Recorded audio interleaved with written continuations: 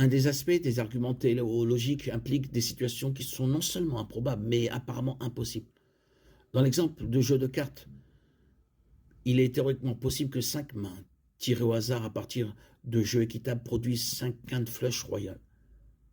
Les composants sont là, mais si un joueur recevrait 2 cartes identiques, par exemple de roi de carreau, cela prouverait que le jeu ou le croupier n'est pas équitable.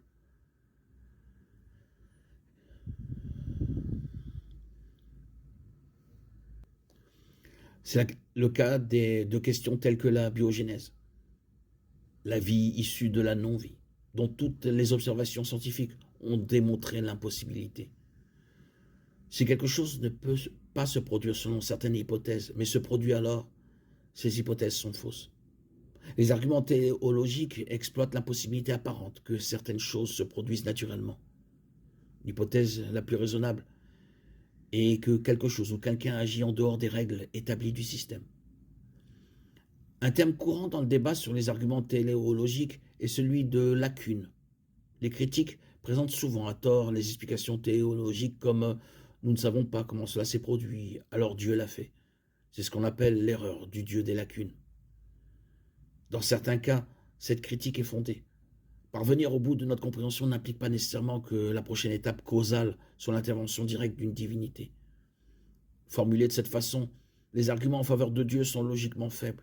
En même temps, le simple fait de souligner l'apparence d'une conception et d'une intention n'est pas une erreur de lacune. Si quelque chose semble délibéré, considérer ce fait n'est pas un argument d'ignorance, c'est une utilisation positive de toute l'information. Ceux qui se réclament du Dieu des lacunes confondent souvent mécanisme et agence. Expliquer comment quelque chose s'est produit n'explique pas logiquement l'intention. Les arguments en faveur de la conception exigent seulement que certaines situations soient fortement corrélées à l'intention ou au but. La théologie n'exige pas de réfuter tous les mécanismes menant à l'état final. La direction d'une automobile implique plusieurs étapes entre le mouvement des pneus et l'intention du conducteur. Souligner l'existence d'une direction assistée, d'une unité de commande électronique ou de toute la série de machines n'excuserait pas un conducteur qui détruit la voiture. Apprendre comment quelque chose se produit ne signifie pas qu'il n'y a pas de qui derrière cette chose.